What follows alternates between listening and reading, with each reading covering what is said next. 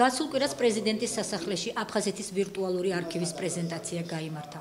პროექტი, რომელიც საქართველოს პრეზიდენტის სარეზერვო ფონდის მიერ არის დაფინანსებული და აფხაზეთი დაინტერესებულ პირთათვის ვირტუალური სივრცის შექმნას ისახავს მიზნად, ნებისმიერი მომხმარებლისთვის ხელმისაწვდომი იქნება. ვებგვერდზე დაცულია აფხაზეთის შესახებ საარქივო ინფორმაცია, ფოტო, ვიდეო, წიგნი, გაზეთი, ხელნაწერი, რუკა, ასევე საოჯახო არქივები. ეროვნული არქივების და მუზეუმის მასალების გარდა ვებგვერდი პირად არქივებსაც აგროვებს. ყველა დაინტერესებულ მომხმარებელს შეუძლია საიტის ადმინისტრაციას მიაწოდოს ინფორმაცია, რომელიც შემდეგ სხვა მომხმარებლისთვის გახდება ხელმისაწვდომი.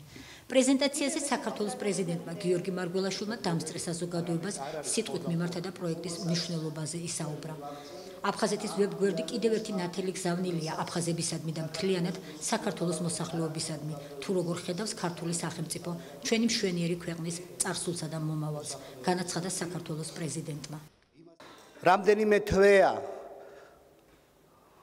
პრეზიდენტის ადმინისტრაციის ეგიდით მიმდინარეობს აფხაზეთის, ოსეთის ცხინვალის რეგიონის და საერთოდ ოკუპირებულ ტერიტორიათა მიმართ ქართული საზოგადოების, ასევე საერთაშორისო საზოგადოების ერთიანი პოლიტიკის შემუშავების საქმიანობა. ამ თვალსაზრისით ჩვენ შევხვდით არაერთ ჯგუფს, როგორც პოლიტიკურ პარტიებს, ასევე საზოგადოებრივ ჯგუფებს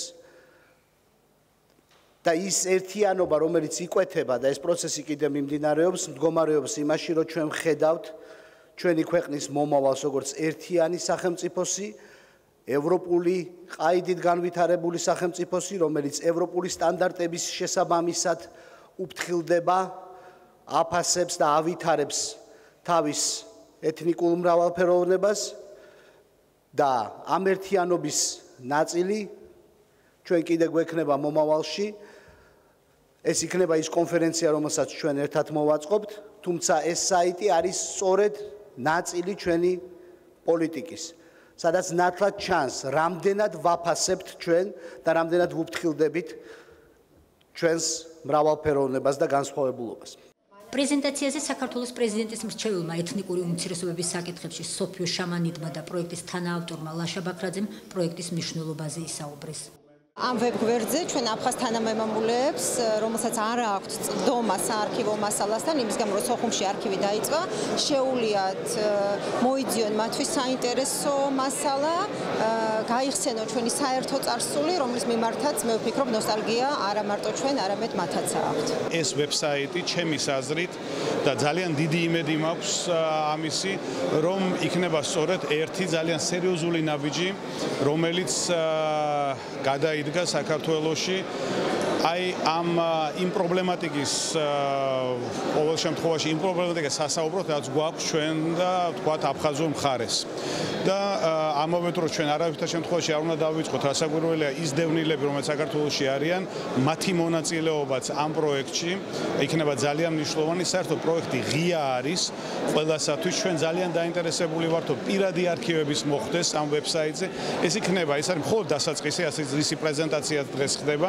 ეს იქნება ძალიან დიდი ვებსაიტი, რომელზედაც ადამიანი როგორც მეცნიერი, ასევე ჩვეულებრივი მოქალაქეც შეძლებს თავისათვის საინტერესო მასალები იპოვოს. ღონისძიებას პრეზიდენტის ადმინისტრაციის წევრები, აფხაზეთის ავტონომიური რესპუბლიკის ხელისუფლების წარმომადგენლები და საქართველოში აკრედიტებული დიპლომატიური კორპუსის წარმომადგენლები დაესწრნენ. დღეს კიდევ ერთხელ თბილისმა, სოხუმს გაუგზავნა მკაფიო გზავნილი, რომ ჩვენ არ ვეძებთ წარსულში რამე შავს, ვეძებთ მომავალში იმ განწყობას, რომ ჩვენ დავუახლოვდეთ ერთმანეთს და ჩატეხილი ხიდის მშენებლობაში მივიღოთ აქტიური მონაწილეობა, თუ თქვენ არა, ჩვენ ამას მაინც ვაკეთებთ ჩვენი მხრიდან. პრეზენტაციის დასრულების შემდეგ სტუმრებისთვის საზეიმო მიღება გაიმართა.